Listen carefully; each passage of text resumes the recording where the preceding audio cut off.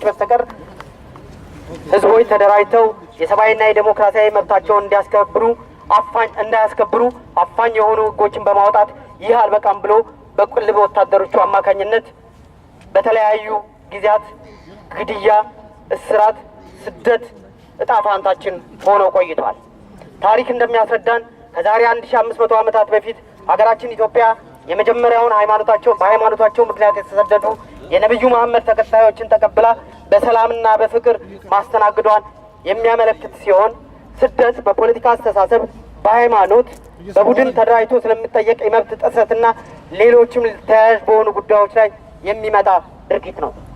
ዛሬ በሀገራችን በፖለቲካ አስተሳሰባችን ምክንያት ከምንኖርበት እትብታችን ከተቀበረበት ምድር በስደት ወደ ተለያዩ ሀገራት ስንሰደድ በሀገራችን ያለው የቲኤልኤፍ ወሮ በላ ቡድን ምን ያህል የዲሞክራሲያዊና የሰብአዊ መብቶችን እንደሚጥስ አመላካች ነው።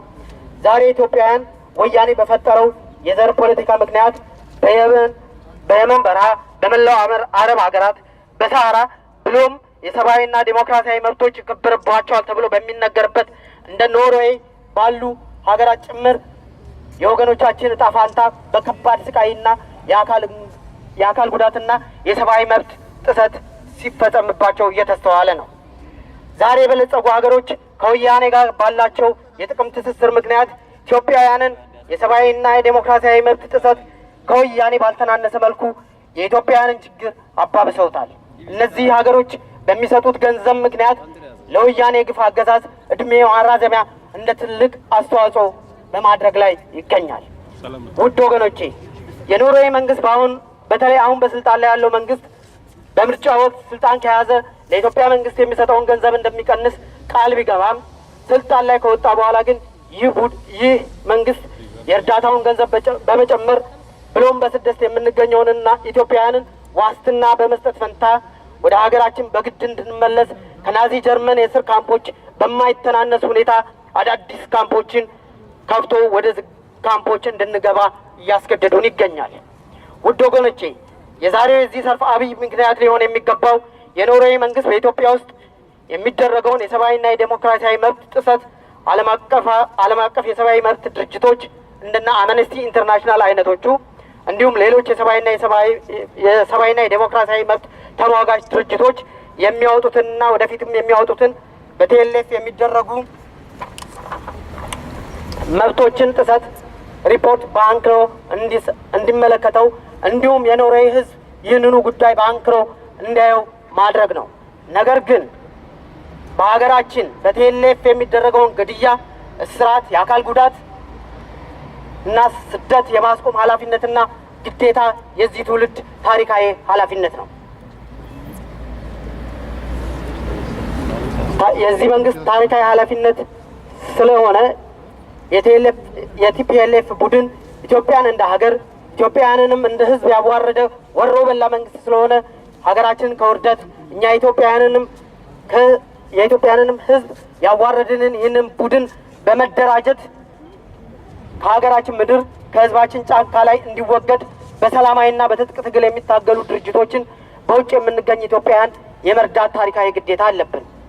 እኛ በስደት የምንገኝ ኢትዮጵያውያን ወያኔ የሰጠንን በማር ተለውሶ የቀረበውን በመርዝ ላይ የተመሰረተ በዘር ላይ የተመሰረተ የፖለቲካ አስተሳሰብ ከህሊናችን በማውጣት በአንድነት በአንድ ሀገራዊ ራዕይና አጀንዳ አስተሳሰብ በጋራ በመሆን የፖለቲካ ልዩነቶቻችንን ወደ ጎን በመተው ለዚህ በጎና የተቀደሰ ዓላማ ራሳችንን ዝግጁ ማድረግ ከእያንዳንዳችን ይጠበቅብናል። በመጨረሻም ለማሳሰብ የሚፈልገው እስካሁን በዚህ በምንኖርበት ሀገር ኖርዌይ ባሉ የወንበዴዎች የወያኔ ደጋፊዎችና ጀሌዎቻቸው ላይ ጠንከር ያለ እርምጃ ያልተወሰደ ቢሆንም እስካሁን ሲደረግ የቆየ ነው። ለሚወሰደው ህጋዊ እርምጃ አስተማማኝ የሆኑ ማስረጃዎችን የመሰብሰብ ሂደቱ ሙሉ በሙሉ ተጠናቋል። ከበቂ በላይ የሆኑ ማስረጃዎችን አሰባስቦ ከሚመለከተው የኖርዌይ መንግስት ጋር በመገናኘት ስራውን ተግባራዊ የሚሆንበት ጊዜ ሩቅ አይሆንም።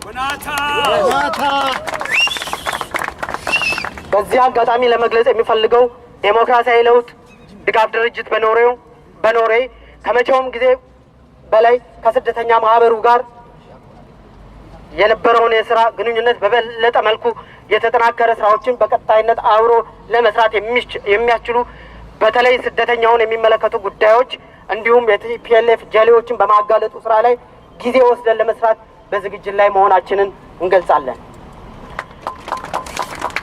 በሌላ በኩል በየካምፑ የምንገኝ ኢትዮጵያውያን ስደተኞች የስደተኛ ማህበሩ በኖርዌይ መንግስት እውቅና ያለውና የረጅም ጊዜ ልምድ ያለው ማህበር ስለሆነ በዚህ ማህበር ውስጥ አባል በመሆን ለታሰበውና ለታቀደው ስራ ኃይል መሆን እንዳለብን አምነን አባል እንድንሆን እንደዚሁም በየካምፖቻችሁ የሚገኙ የወያኔ ጀሌዎች የወያኔ ስራን ፕሮፓጌት የሚያደርጉ ግለሰቦችን ስራዎቻቸውን፣ ምስላቸውን፣ ስማቸውን ዝርዝር አድርጋችሁ ለዲሞክራሲያዊ ለውጥ ብትልኩ ለስራችን መቀናት አስተዋጽኦ የሚያደርግ መሆኑን እየገለጽኩኝ ስላዳመጣችሁኝ አመሰግናለሁ። ኢትዮጵያ እግዚአብሔር ኢትዮጵያንና ህዝቦቿን ይባርክ። ድል ለኢትዮጵያ ህዝብ። ሞት ለወያኔ።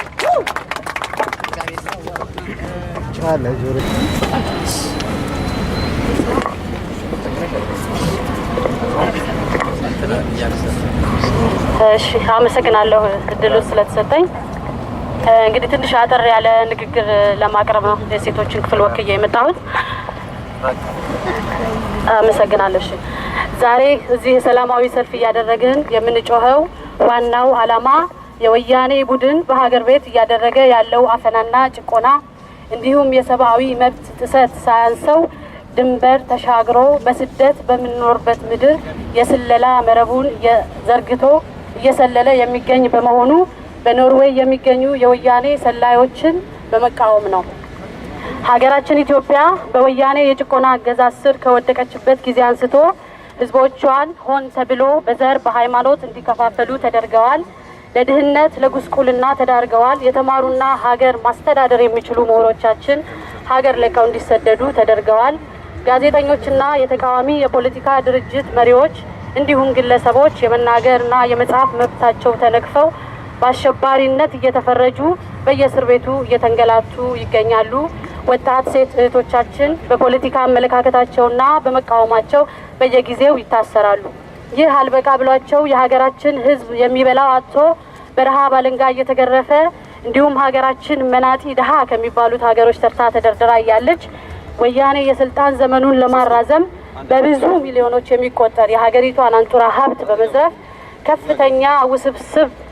ከፍተኛ የሆነ ውስብስብ የስለላ ሶፍትዌር ከዌስተርን እና ከሌሎች ሀገራትን በመግዛት የተቃዋሚ ድርጅቶች መሪዎችንና ነጻ የሚዲያ ተቋማትን ሳይቀር በከፍተኛ ደረጃ በማሰለል ስራ ላይ ተጠምዶ ይገኛል። ወያኔ ድንበር ዘለል ስለላውን በሶፍትዌር ብቻ ሳይሆን ሰላዮችን በየሀገራቱ በማሰማራት በዲያስፖራ የምንኖር ተቃዋሚዎችን እያሰለለ ይገኛል። እዚህ በምንኖርበት በኖርዌይ ምድር ላይ እንኳን በርካታ ጀሌዎችን በማሰማራት በሀገራችን እንዲመጣ የምንፈልገውን የዲሞክራሲ ትግል እንቅስቃሴ እንድናቆም በማስፈራራት በሶሻል ሚዲያና በስልክ በአካልም ጭምር ሳይቀር ለማስፈራራት ይሞክራሉ። ፎቶግራፎችንና ቪዲዮዎችን እያነሱ መረጃ እንደሚያስተላልፉም እኛ ፈጥረን የምናወራው ሳይሆን የኖርዌይ የደህንነት ክፍል ኢትዮጵያውያን ተቃዋሚዎች በኖርዌይ እንደሚሰለሉና ወያኔ በኖርዌይ ሰላዮች እንዳሉት መረጃው እንዳላቸው በ2012 ዓመተ ምህረት ለጋዜጠኞች ተናግረዋል። በቅርቡም ይህንኑ በማጠናከር ከኖርዌይ ትልቁ ጋዜጣ እንዲሁም የሂውማን ራይትስ ዋች በ2014 በቅርቡ ባወጣው ሪፖርት አጋልጠዋል። ይህ የሚያሳየው ወያኔ ምን ያህል የተቃዋሚ ድርጅቶች እንቅስቃሴ ስጋት ውስጥ እንደከተተው ነው። በመሆኑም እኛ የተቃዋሚ ድርጅቶች ወያኔ እኛን እንደሚሰልለን ሁሉ እኛም በልጠን በመገኘት መሰለልና ክፉ ስራቸውን በማጋለጥ መረጃ ከነርሱ መንጠቅ መቻል አለብን። ትግላችን ውጤት እንደሚያመጣ ሳንጠራጠር በዓላማችን ሰርተን እስከ መጨረሻው መቀጠል እንዳለብንና ወያኔን ማሸነፍ እንደምንችል የነሱ ፍርሃት ቁልጭ አድርጎ ያሳየናል። በአጠቃላይ የሀገራችን ወቅታዊ ሁኔታ በምናይበት ጊዜ የህዝቡ ኑሮ ከእለት ወደ እለት እያሽቆለቆለ በልቶ ለማደር ከፍተኛ ችግር ውስጥ በመግባቱ እናቶች ልጆቻቸውን ለማሳደግ በልመና ስራ ተሰማርተዋል። በሀገሪቱ ላይ መብራት የለም፣ ውሃ የለም፣ መንገድ የለም፣ ትራንስፖርት የለም፣ ኔትወርክ የለም፣ ስራ የለም፣ እጅግ በጣም ብዙ ነገር የለም። እንግዲህ በትንሹ ሰዎች ለመኖር የሚያስችላቸውን መሰረታዊ ፍላጎት ባልተሟላበት ሁኔታ በሀገሪቱ ውስጥ መንግስት አለ ለማለት አይቻልም። አለ ቢባልም እንኳን የዚህ አይነቱ አስተዳደር የተበላሸ በመሆኑ ለሀገር እድገት የማይጠቅም ስለሆነ ስርዓቱ ለውጥ ያስፈልገዋል። በሌላ አነጋገር ሀገሪቱን የሚያስተዳድሩት የወያኔ አምባገነኖች ማስተዳደር እንዳልቻሉና ብቃቱ እንደሌላቸው የሚያሳይ በመሆኑ በቃ ልንላቸው ይገባል። በመጨረሻ ለማለት የምፈልገው ወያኔ እዚህ በስደት በምንኖርበት ድረስ ሰላዮችን ልኮ በመሰለሉ ማናችንም ልንፈራ አይገባንም፣ ደግሞም አንፈራም። ስለላን ለወያኔ ብቻ የሰጠው ማንም የለም። እኛ ስለምን አንሰልላቸው? ይሄ ሁሉ የሚያሳየው የተቃዋሚዎች መጠንከር ወያኔን ያብረከርከዋልና ሁላችንም በአንድነት በሀገራችን ፍትሃዊ አስተዳደር እስከምናመጣ ሙሉ ኃይላችንን ተጠቅመን የሀገራችን ጠላት የሆነውን ወያኔን ለመጣል እንነሳላለሁ። እኔ የመጣሁት የዲሞክራሲያዊ ለውጥ በኢትዮጵያ ድጋፍ ድርጅት ሴቶች ክፍልን ወክዬ በመሆኑ ሴቶች በዚህ ትግል ውስጥ እያበረከትን ያለነው አስተዋጽኦ ከፍተኛ በመሆኑ በሀገራችን ዲሞክራሲ መንግስት ለመመስረትና የህግ የበላይነት እንዲከበር እንዲሁም የዜጎች እኩልነትና መብት እንዲረጋገጥ በሚደረገው ሁለገብ ትግል ሁሉ የሀገራችን ጉዳይ ከማንም በላይ ያገባናልና እንታገላለን እላለሁ። እግዚአብሔር ሀገራችንን እንዲባርክልን። አመሰግናለሁ። አቶ ጌታቸው ወደ መድረኩ። ከደሶን የሴቶች ማህበር ወይዘሪት ሄደን ንጉሴ በጣም እናመሰግናለን። Middle age. We all gather here to express our feelings on what is going on and what has been going on in our country, Ethiopia. TPLF is a devilish organization, as we all know. But to remind you, Ethiopia can't stand by itself unless we stand by Ethiopia. Some of us will be disappointed if any of us turns his back on us tomorrow. Some of our fellow Ethiopians among playing as TPLF agents, giving information about you and who you are to TPLF and to attack your computer. We condemn you and curse on you. Before an insect bites you, is already in your clothes. Let us speak with one voice and one mind. Our forefathers have done what they could. If Ethiopia will be good or bad, it's up to me and you.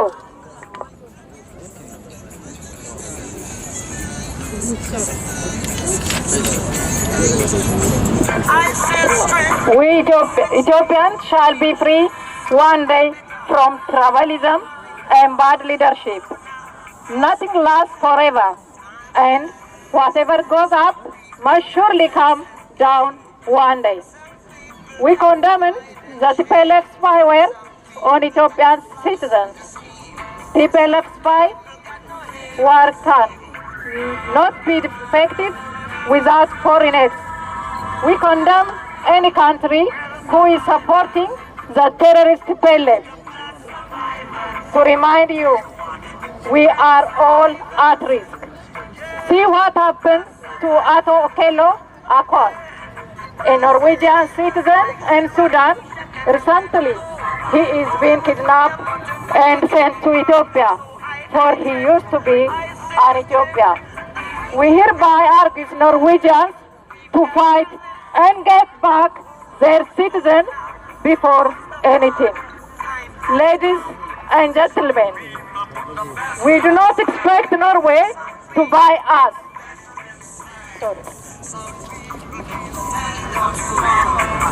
We do not expect Norway to buy us, our freedom, but to help us get our freedom.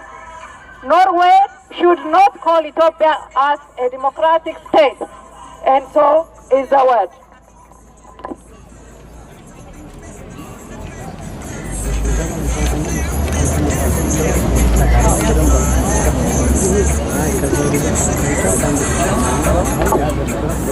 Norway should not send any refugee to Ethiopia.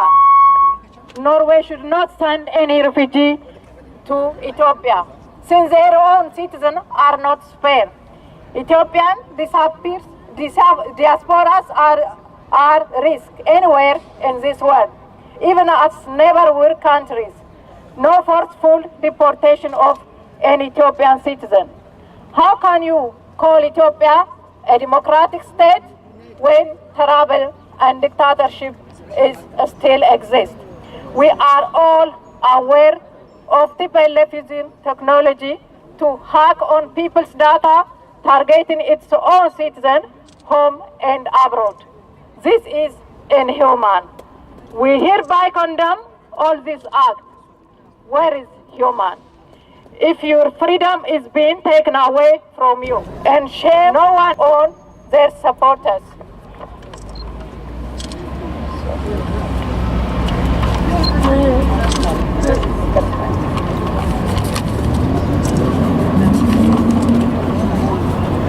We thank everybody for attending or supporting this program. We thank Norwegian government for giving us permission and security for this gathering. We thank the Norwegian police, the activists, the opposition parties, and all our guests. We thank all the Norwegian citizens. Thank you all, and may God bless our country. አንትረንስ ሴንተር ተጠሪ ሚስተር ሩነ በርግላንድ ስቴን ንግግር ያደርጉልናል። እሳቸውን ጋብዛለሁ።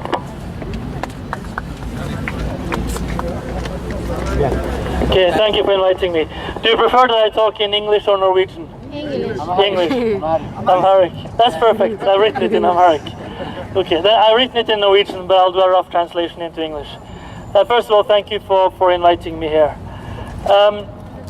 Sometimes people will debate what kind of regime the Ethiopian government is. The answer is, to me, simple.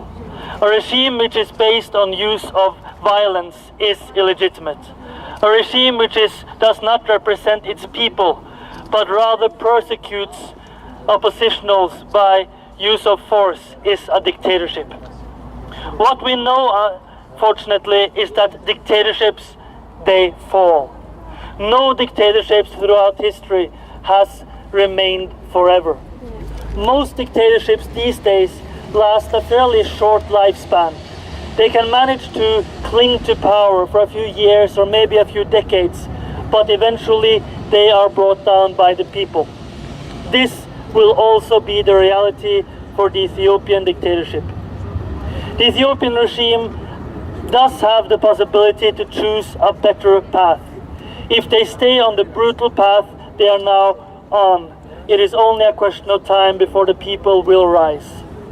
The regime does not know when or how the uprising will come, but within a dictatorship, an uprising will come sooner or later. The regime's extreme efforts to hold on to power stretches even here to Norway. It is well known that persons associated with the Ethiopian regime for many years have committed espionage directed at oppositionals in Norway. Demonstrations are filmed, oppositionals are threatened, and we now even know that they use electronic surveillance. This is unbelievable, but in fact it is true. And as you know, it has been documented now by Human Rights Watch. The Ethiopian dictatorship has used advanced electronic surveillance trying to harm people fighting for democracy on Norwegian soil.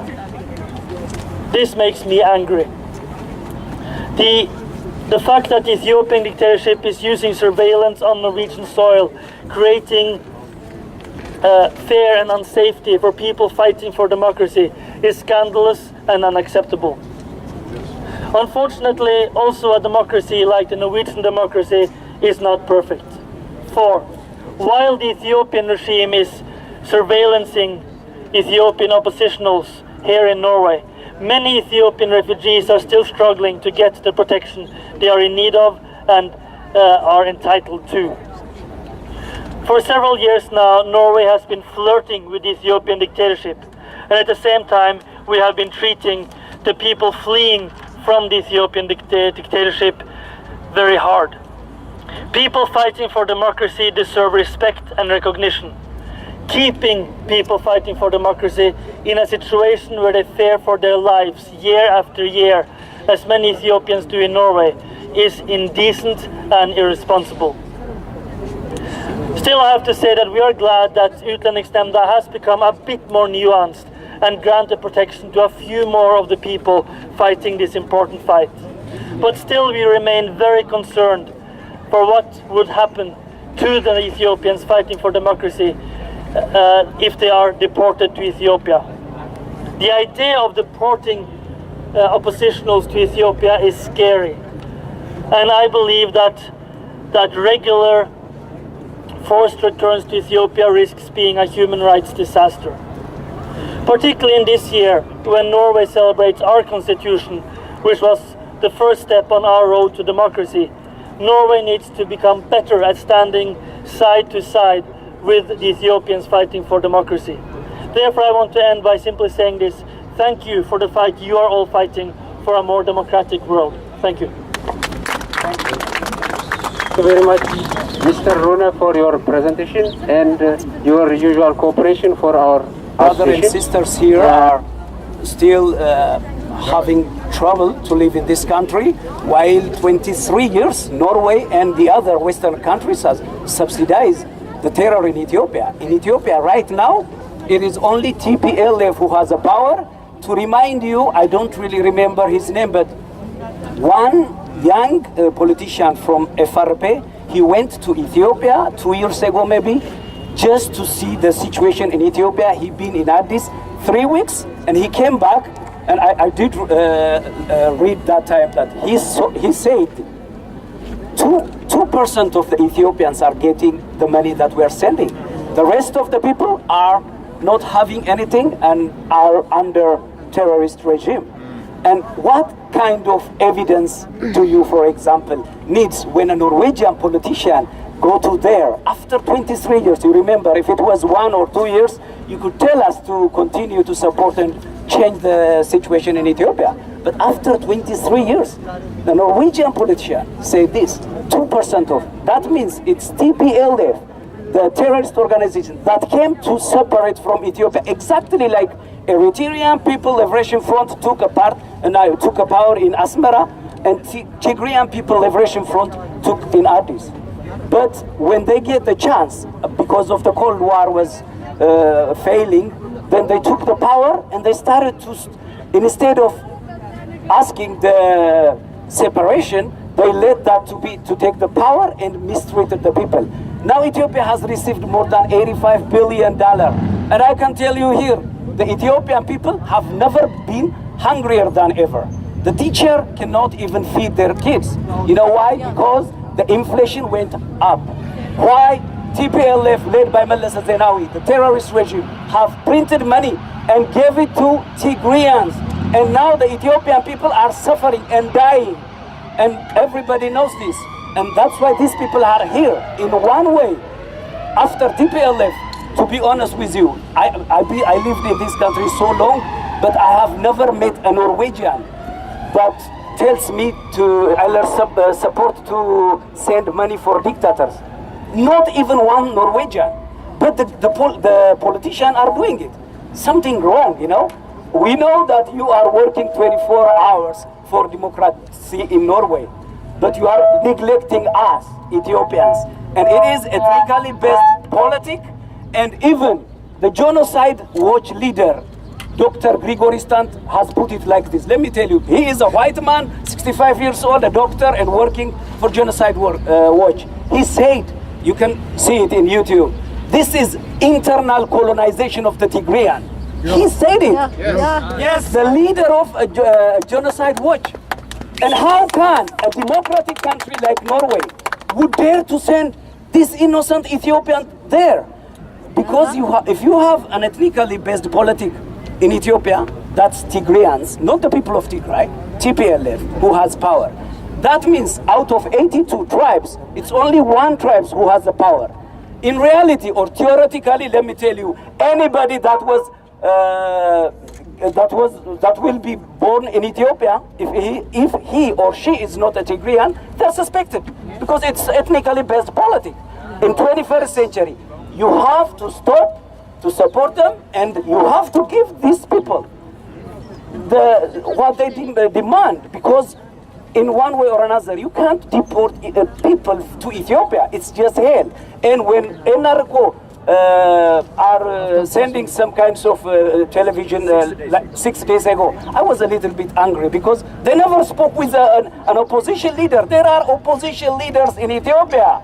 If you want to know the truth, you have to talk with them, not with the people who sat 23 years and stole billions of dollars.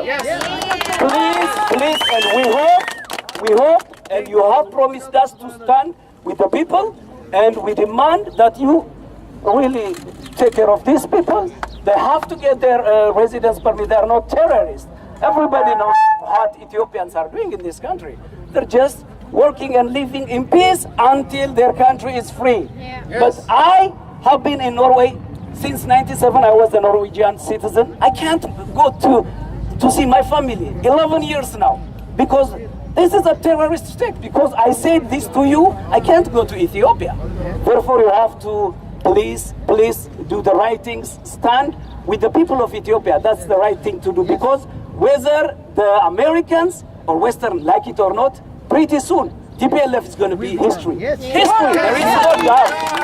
Therefore, it is better to start helping the people and these refugees here. Please, can you say something? Thank you. Thank you. Can you be there? Thank you. Amsal, thank you. Amsal, thank you. Jimmy. Hello. Thank you very much for showing up in great numbers, showing your involvement, your anger, which I can understand. We are well aware that the situation in Ethiopia is dangerous. There are constant human rights violations, there are illegal imprisonments, and there is discrimination. No doubt about it. Thank you. And I'm here today to listen to you. We have received your letter. We have had meetings not long ago with opposition people from Ethiopia, and we have great sympathy with your cause. We understand your anger, and we understand your impatience. So my message here today is that I'm a member of the parliament from the Liberal Party, and we stand with you and behind you with your cause, and we will do what is in our power to work with the government and with the parliament to find a way to have the best possible involvement in Ethiopia on the part of Norway to secure a better future where human rights and opposition is respected. And I hope that we, moving forward, can have a close dialogue, that you can bring us your perspectives, both your own experiences and the experiences that you bring from your friends and relatives back home in Ethiopia. I think that is necessary, not because we necessarily disagree, but because it's very important that we keep Ethiopia high on the political agenda in Norway, because there is always competition in the political agenda, and we should never forget the situation in Ethiopia. So that is my message from me here today to you. I hope you keep up your involvement. I hope you keep demonstrating, even when the weather isn't as nice as today. And I hope that you will keep bringing us your letters, your involvement, and we will do our best to stand behind you, stand with you for a better future of Ethiopia. Excellent. Thank you very much. Good luck. Thank you.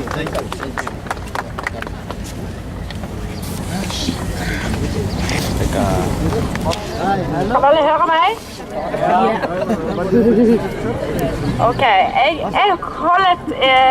heter Eirin Lindnes, jeg kommer fra NOAS, og jeg kommer til å holde en liten appell på norsk, så jeg håper alle forstår dialekten min.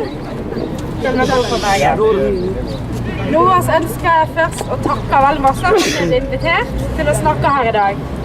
Vi følger situasjonen for asylsøkere i Norge veldig på nært hold.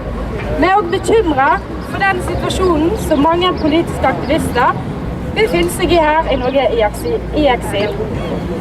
Det er flott å se at så mange fortsetter den viktige kampen for å forbedre menneskerettighetssituasjonen i Etiopia, og å kjempe for justice for asylsøkere i Norge.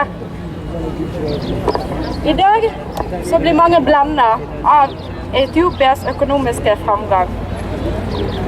Men Etiopias framgang, den har også en pris. Det er en pris som mange etiopere har kjent på.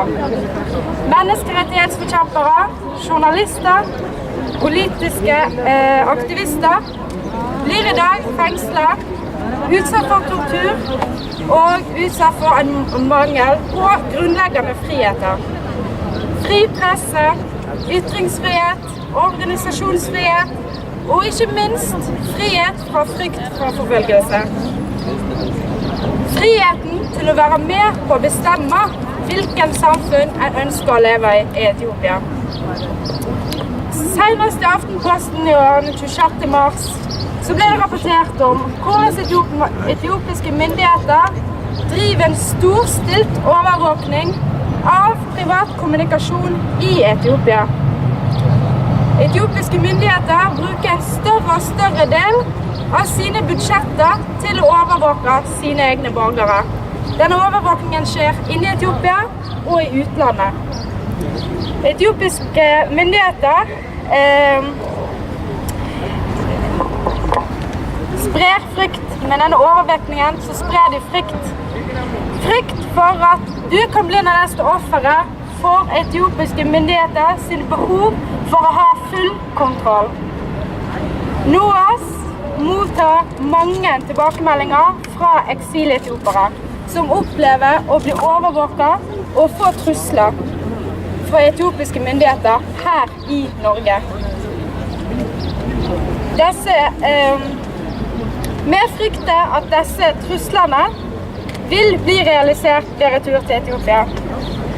Vi opplever videre at mange politiske aktivister som vi mener har et behov for beskyttelse, ikke får det i dag. Vi er redde for at disse personene vil kunne bli fengslet, torturert eller rett og slett forsvinne ved retur til Etiopia. Risikoen er til stede, og den er reell. Vi i NOAS så i slutten av 2012 en liten positiv justering i praksisen overfor etiopiske politiske aktivister. Vi snakker selvfølgelig om immigrasjonsmyndighetenes praksis. Vi registrerer dessverre i 2014 at denne praksisen har snudd. Han har snudd helt. Politiske aktivister som tilhører de partiene som etiopiske myndigheter klassifiserer som ulovlige, de risikerer å bli dømt til lange fengselsstraffer ved retur til Etiopia. Disse personene får i dag avslag på sine asylsøknader i Norge. Dette må ta slutt. Norske myndigheter de må på ny stikke fingeren i jordet og se hva som faktisk skjer med personer som er tilknyttet de ulovlige partiene i Etiopia, og sikre at ingen blir returnert til forfølgelse. Dette er ikke tilfellet i dag.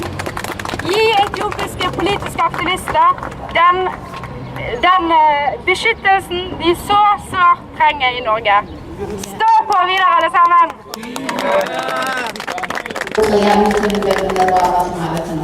እኛ ምንም የለንም የማዘር ተሬዛ አገልግሎታችን እና የአዲስ ቃል ኪዳን ታቦት የፈውስ አገልግሎት ያው ከሁለት ዓመት በፊት ነው የተቋቋመው።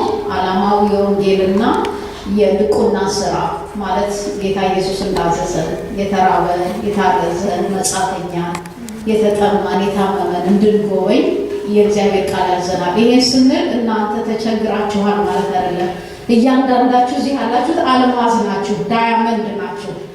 ድሮ አፍሪካ አውሮፓ አፍሪካ የሚሄደው ዳያመንድ ለማምጣት ነበርበት። ዊ አር ዳያመንድስ እና ዳያመንዶች ናቸው። ይሄንን በጣም ላረጋግጥላችሁ ፈልጋለሁ። እና ባላችሁበት ሁኔታ ደግሞ እግዚአብሔር ቸር ነው፣ መልካም ያደርጋል።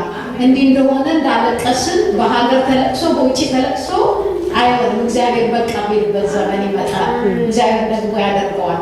እና እኛ በፊት ያሰብነው ምን ነበረ? ያው ፋሲካን በዓል ምክንያት በማድረግ ነበር ያሰብነው። በኋላ ላይ ተቀየረ። አሁን ደግሞ በዚህ ምክንያት ይሄንን አደረግን። ምንም የሚረባ ነገር አይደለም። ያው የኩዳዴ ጾም በመሆኑ የኦርቶዶክስ እምነትንም እስላሞችን ወንድሞቻችን እናቶቻችንን በማሰብ የጾም ምግብ ያዘጋጀነው። እግዚአብሔር ሲፈቅድ ደግሞ የፍስክ ነገር እናደርጋለን ማለት ነው። ብዙ የምንለው ነገር የለም። ዛሬ ከድካም የመጣችሁት ይሄንን ለመንግስት ለኖርዌይ መንግስት አቀረባችሁ። እኛ ደግሞ ለሰማይ መንግስት እናቀርባለን። የእናንተን ጉዳይ እግዚአብሔር መፍትሄ እንዲያመጣ እንዲሁ እንዳለቀስን አንቆምም። የለቅሶሽ ወራት ታልቃለች ይላል መጽሐፍ ቅዱስና የለቅሶችን ወራት ያልቃል፣ እግዚአብሔር ይጨርሰዋል። ብዙ አልልም፣ አሁን እንመገባለን። ባለቤቴ ትንሽ የሚለው ነገር ካለ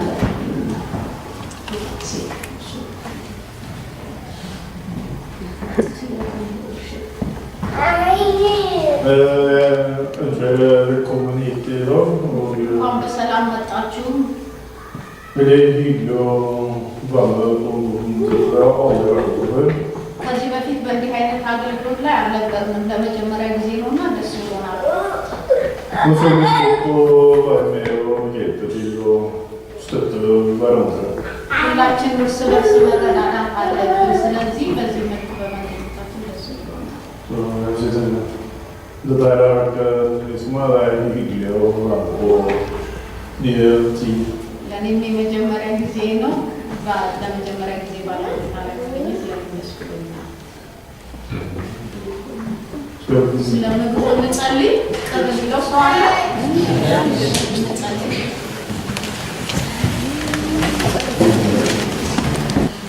Jag tackar dig för denna dagen. Och denna dagen som du har gett oss I vår hand. Tackar dig Gud för att du allt som du vill det ska ske.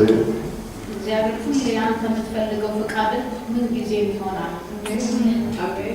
Tackar dig för att du har en plan om allt. ለሁሉም ነገር አንተ ፕላን ስላለህ እናመሰግናለን። Selv om det kan virke vondt og urettferdig, så rettes det etter hvert Herre. ምንም እንኳን ይህ ህመም የወገኖቻችን ህመም ቢሆን አንጀስቲስም ቢሆን አንተ ግን ማስተካከል ትችላለህ። For en dag for deg som 1000 år, kjære far. እግዚአብሔር በቃሉ እንደሚናገረው በአንተ ቀን 1000 ዓመት እንዳንተ ቀን ነው።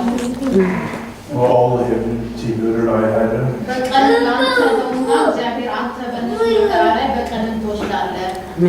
La ditt hellige navn være hellig, far. የተቀደሰው ስምህ የተባረከ ይሁን። Og vi velsigner deg, far, for du hellig. አንተ ቅዱስ ስለሆንክ ስምህን እናመሰግናለን። Vi takker deg også for denne gode maten du har gitt oss I dag. ዛሬ ደግሞ ስለሰጠን ማዕድ እናመሰግናለን። Og at du skal velsigne vår samvær I dag, Herre. እዚህ የቆይታችን ጊዜ ሁሉ በፊትህ ያማረ ይሁን። Velsignet er ditt navn, Herre. ስምህ የተቀደሰ ይሁን። አሜን። For du en Gud, Herre. አንተ ብቻህን አምላክ ነህ እግዚአብሔር። Og vi lover deg og priser deg. እናከብርሃለን፣ እናመሰግንሃለን፣ እንወድስሃለን። I Jesu navn. በኢየሱስ ክርስቶስ ያው ስም Amen.